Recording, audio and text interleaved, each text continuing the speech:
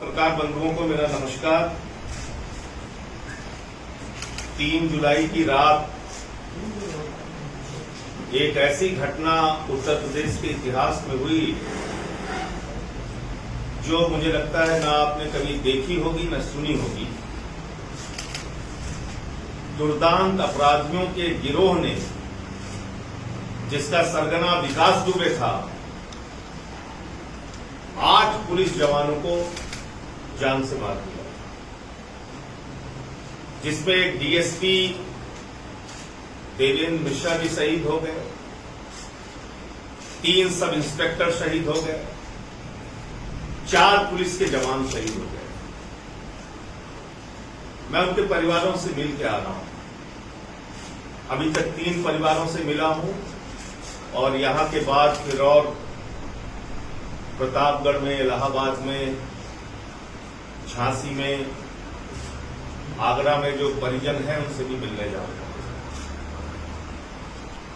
लेकिन इस दौरान जो सबसे चौंकाने वाली बात सामने आई वो आप लोगों के साथ शेयर करना चाहता हूं। देवेंद्र मिश्रा जी के परिवार से मैं भी मिलकर आ रहा हूं कानपुर से, और उनकी बहादुर बेटी से मिला जिसने अपने शहीद पिता को मुखाग्नि दी थी। एक होनहार बेटी, एक पिता के मौत से गमजदा बेटी, उनके परिवार के लोग, और उस बेटी ने अपने पिता की कुछ फाइलें देखना शुरू की और उसमें उसको एक पत्र मिला। ये देवेंद्र मिश्रा जी का पत्र, ये देवेंद्र मिश्रा जी का पत्र है। 14 मार्च को उन्होंने ये चिट्ठी लिखी है, 14 मार्च को। और ये चिट्ठी संबोधित है वरिष्ठ पुलिस अधीक्षक जनपद कानपुर नगर, यानी एसएसपी कानपुर को उन्होंने चिट्ठी लिखी है। और इस पूरी चिट्ठी को पढ़ के आपको लगेगा कि किस प्रकार से एक ईमानदार अधिकारी देवेंद्र मिश्रा जी विकास दुबे गैंग के खिलाफ कार्रवाई करना चाहते थे, और विनय तिवारी जो एसओ था, थानाध्यक्ष था, उसकी मिलीभगत के कारण किस तरह से वो परेशान थे, बेबस थे, और उन्होंने एक गंभीर घटना घटित होने की आशंका जताई थी। एक गंभीर घटना घटित होने की आशंका 14 मार्च को जताई थी। देवेंद्र मिश्रा जी डीएसपी जो उस अभियान को लीड कर रहे थे, जो उस विकास दुबे की गैंग से लड़ने के लिए, मोर्चा लेने के लिए गए थे और शहीद हो गए, जिनकी निर्ममता के साथ हत्या कर दी गई, ये उनका पत्र है। इस पत्र की एक एक लाइन को आप पढ़ेंगे, आपके रोंगटे खड़े हो जाएंगे। यूपी पुलिस को गर्व होना चाहिए कि ऐसा ईमानदार अधिकारी उनके यहां डीएसपी। उत्तर प्रदेश की जनता को गर्व होना चाहिए कि एक ईमानदार अधिकारी देवेंद्र मिश्रा जी ने एक सरगना, एक माफिया, एक गुंडे, एक अपराधी से लड़ने के लिए किस प्रकार से पहले से ही मुहिम छेड़ रखी, लेकिन उनकी इन बातों को नजरअंदाज किया गया। और उनकी बेटी ने साफ तौर पे कहा कि एक साजिश रची गई मेरे पिता के खिलाफ। एक ऑडियो भी है जो मेरे ख्याल से आपको मिला होगा, और नहीं मिला होगा तो मैं आपको भेज दूंगा। और उस ऑडियो में साफ तौर पे एसएसपी, और ये ऑडियो है, ये आपको मैं भेज दूंगा, सुन लीजिएगा। एसएसपी, डीएसपी देवेंद्र मिश्रा जी और विनय तिवारी जो थानाध्यक्ष है, उनके बीच की बातचीत हो रही है, और कैसे वो विनय तिवारी अपराधियों को बचाता था, अपराधियों को छोड़ता था, यहां तक कि बलात्कार के आरोपी को छोड़ा है, ये इस बातचीत से पता चलता है। तो इसका मतलब कि उत्तर प्रदेश की पुलिस अपने मातहत से सुरक्षित नहीं है। अपराधियों के गठजोड़ के कारण ईमानदार पुलिस के अधिकारी का जीवन खतरे में है, और ये कोई सामान्य घटना नहीं है। ये बहुत बड़ी घटना है। तो मुझे नहीं लगता कि इसमें पुलिस के स्तर पे जांच में कोई न्याय मिल पाएगा, क्योंकि इसमें कई लोग इस पूरी घटना को देख के और इस पूरे खुलासे को, इस पूरे सच को देखकर लगता है कि एक बड़ी साजिश है। इसलिए आम आदमी पार्टी उत्तर प्रदेश के मुख्यमंत्री योगी आदित्यनाथ जी से मांग करती है कि आप इसकी जुडिशियल इंक्वायरी कराइए, हाई कोर्ट के सिटिंग जज से इसकी न्यायिक जांच कराइए, हाई कोर्ट के सिटिंग जज से न्यायिक जांच कराइए और कई जो इसकी गुत्थी है उसको सुलझाना जरूरी है। आखिर क्यों, किन कारणों से विकास दुबे एक दुर्दांत अपराधी इतने दिनों से बाहर था? कौन कौन से लोग थे जो उसको बचा रहे हैं? पुलिस के किन किन अधिकारियों से उसके संबंध थे? किन किन लोगों ने उसको बचाने की कोशिश की? और जब ये 14 मार्च का पत्र एसएसपी महोदय को मिला तो उन्होंने इस पे क्यों कार्रवाई नहीं की? एसएसपी महोदय से भी पूछताछ होनी चाहिए। विनय तिवारी को सस्पेंड जरूर किया गया, लेकिन उसकी गिरफ्तारी करके उसके खिलाफ सख्त कानूनी कार्रवाई होनी चाहिए, क्योंकि उसकी साफ तौर पर मिली भगत का जिक्र खुद डीएसपी देवेंद्र मिश्रा जी कर रहे हैं। और इसके साथ साथ उत्तर प्रदेश पुलिस के साथ भी न्याय करने की आवश्यकता है। जिस प्रकार से उनको 18 घंटे 16 घंटे काम कराया जाता है, वो भी बंद होना चाहिए। मैं योगी जी से मांग करूंगा कि ज्यादा से ज्यादा पुलिस की भर्ती को कीजिए, 8 घंटे की ड्यूटी फिक्स कीजिए, उनकी भी 1 हफ्ते में छुट्टी दीजिए, आधुनिक हथियार और तकनीकों से उनको लैस कीजिए, बुलेट प्रूफ जैकेट्स पर्याप्त मात्रा में उपलब्ध कराइए और ऐसे संगठित गिरोह का खात्मा करने के लिए एक अभियान चलाइए पूरे उत्तर प्रदेश में। उनकी गिरफ्तारियां करके उनको जेल में डालिए, ऐसे माफियाओं को, और संगठित अपराध खत्म होगा तब जब उनकी गिरफ्तारी के बाद उनको सजा मिले। अगर न्यायिक प्रक्रिया में इतना झोल रहेगा कि थाने में एक राज्य मंत्री की हत्या करने वाले व्यक्ति के खिलाफ, विकास दुबे के खिलाफ कोई गवाही देने को तैयार नहीं होगा, अगर ऐसा वातावरण रहेगा तो कैसे न्याय मिल पाएगा और कैसे अपराधियों को सजा हो पाएगी? इसलिए संगठित अपराध को लेके, बड़े अपराधों को लेके fast track court Uttar Pradesh में बनाया जाए और एक समय सीमा के अंदर तमाम बड़े अपराधों में जो शामिल अपराधी हैं उनके खिलाफ कार्रवाई की जाए, उनको सजा दिलाई जाए। जो इस पूरे घटना में बात निकलकर सामने आ रही है कि नेता, पुलिस और अपराधी का गठजोड़ कहीं न कहीं उत्तर प्रदेश के जंगल राज के लिए जिम्मेदार है। उस गठजोड़ को कैसे तोड़ा जाएगा, इसके ऊपर भी योगी सरकार को काम करना चाहिए। मैं उन परिवारों से मिलकर आया। पुलिस के जवान जितेंद्र पाल जो मथुरा के रहने वाले थे, उनके पिता ने बताया 2 साल पहले नौकरी में गया, शादी भी नहीं हुई थी, शादी की चर्चा चल रही थी। शहीद राहुल कुमार जी के परिवार से मिलकर आया औरैया में। 3 महीने की बेटी, 3 महीने की बेटी। आप कल्पना कीजिए, वो बेटी जब बड़ी होगी तो इस व्यवस्था से सवाल पूछेगी, क्या गुनाह था उसके पिता का, क्यों मार दिया उन अपराधियों ने? मुझे लगता है कि योगी जी को अतिरिक्त संवेदनशीलता इस पूरे विषय में दिखानी चाहिए और आगे बढ़ के इस मामले में जो दोषी लोग हैं उनके खिलाफ सख्त से सख्त कार्रवाई हो। अभी तक 8 पुलिस अधिकारियों और जवानों को मारने वाला दुर्दांत अपराधी पुलिस की पकड़ से फरार है, उसकी गिरफ्तारी तक नहीं हो पाई है। ये बड़ा सवाल है और इसीलिए योगी जी के राज को जंगल राज कहना भी शायद कम होगा, क्योंकि जंगल का भी एक कानून होता है। यहाँ तो कानून व्यवस्था नाम की कोई चीज नहीं है। यहां पे अपराधियों का, गुंडों का, माफियाओं का कानून। तो अपराध मुक्त नारा देने से काम नहीं चलेगा। अपराध मुक्त उत्तर प्रदेश को बनाने के लिए व्यापक अभियान चलाना पड़ेगा। तो ये कुछ जानकारियां मिली थी जो मैंने आपके साथ शेयर की।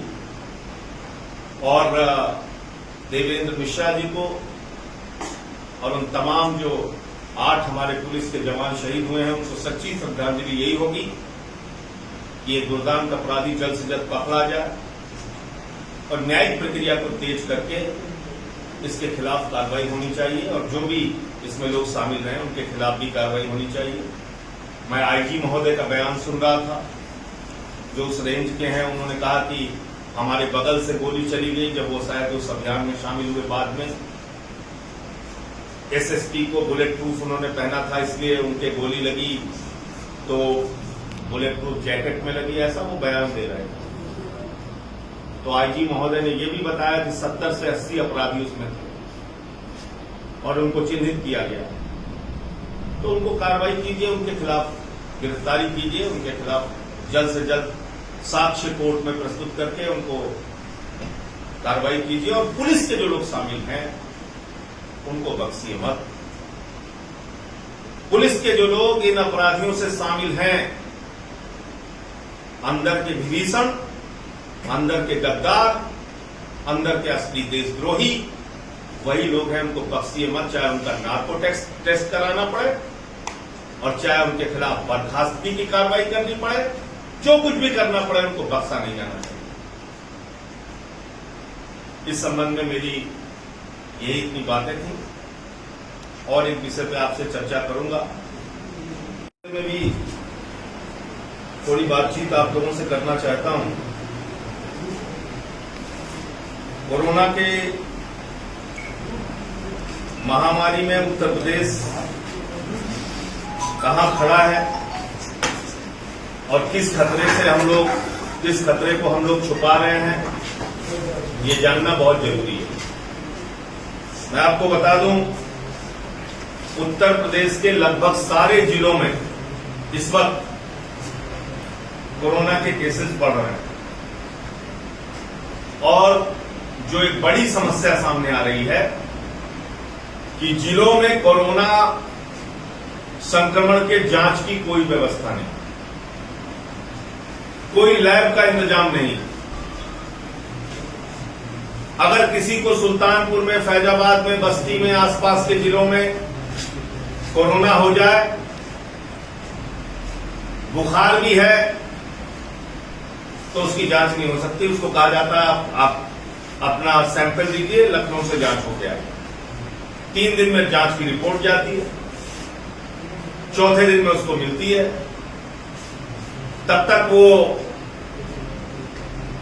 बचेगा नहीं बचेगा, उसका इलाज होगा नहीं होगा, कुछ पता नहीं। जो गैर कोविड के पेशेंट हैं, गैर कोविड के पेशेंट को अस्पतालों में भर्ती नहीं किया जा रहा, प्राइवेट नर्सिंग होम में भी भर्ती नहीं किया जा रहा।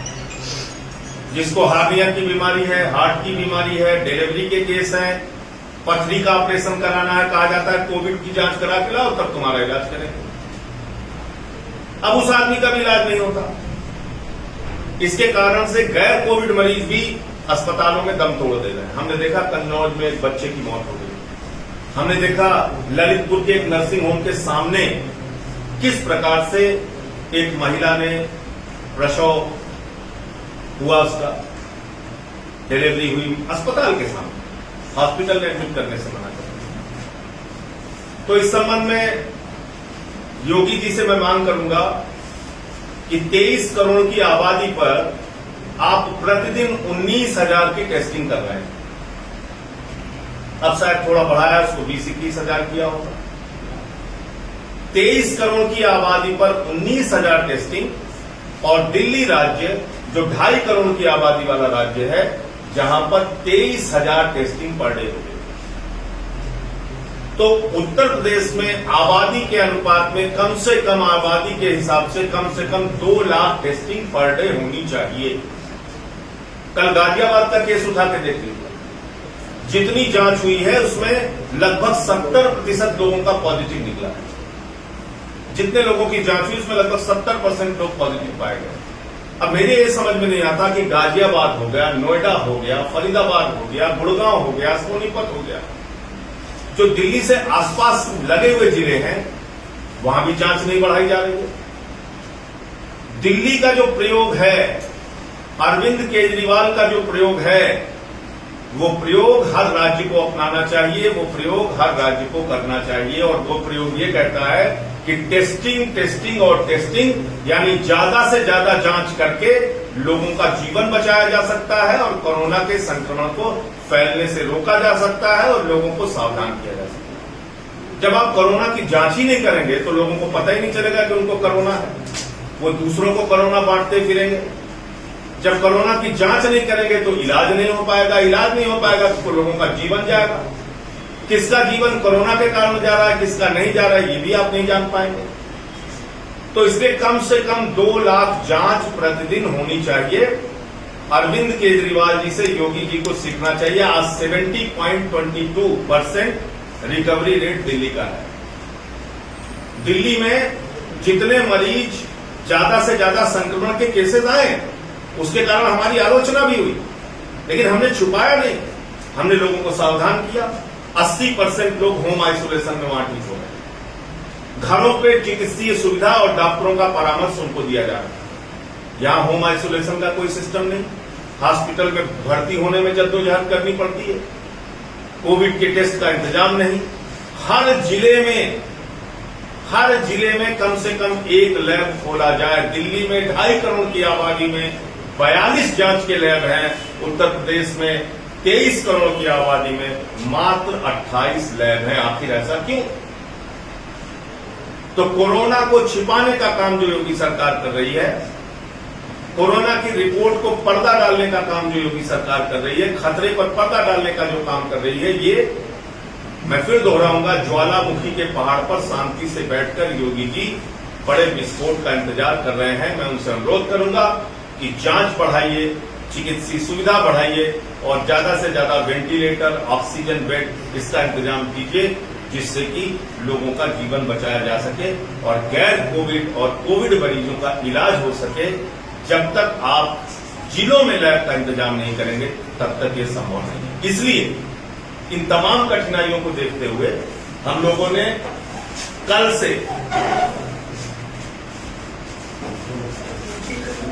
कोरोना भगाओ जीवन बचाओ अभियान की शुरुआत हम लोग कर रहे हैं पूरे उत्तर प्रदेश में।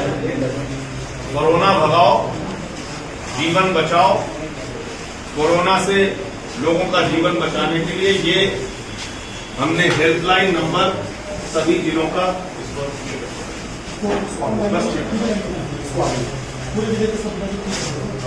और उधर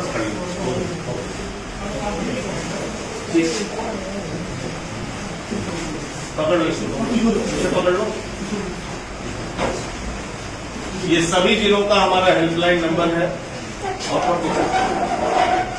और इस हेल्पलाइन के जरिए हम लोग हर जिले में हमारे पार्टी के कार्यकर्ता जिला मुख्यालय पर बैठेंगे और कोरोना से संबंधित कोविड पेशेंट या गैर कोविड पेशेंट, यानी जिनको कोरोना का संक्रमण हुआ है या आशंका है ऐसे मरीज, या जिनको कोरोना का मर्ज नहीं है और वो भी परेशान हो रहे हैं ऐसे मरीज, वो हमारे इन नंबरों पे अलग अलग जिलों में संपर्क कर सकते हैं। उनकी यथासंभव मदद हम लोग करने का प्रयास करेंगे, सरकार के माध्यम से, अस्पताल के माध्यम से, और उनकी पूरी मदद की जाएगी। ये कोरोना के महामारी को, इस संकट को छिपाकर काम नहीं चलेगा, बल्कि इसके लिए एक व्यापक नीति और अभियान बनाने की जरूरत है। और इन दोनों विषयों पर विकास दुबे के दुर्दांत गैंग ने जो कांड किया है उस विषय पर भी, और इस कोरोना के मामले में भी मैं उत्तर प्रदेश के मुख्यमंत्री योगी आदित्यनाथ जी को पत्र लिख रहा हूं और उसकी कॉपी आप लोगों को उपलब्ध हो जाएगी। तो मुझे कुल मिलाकर इतनी बात है।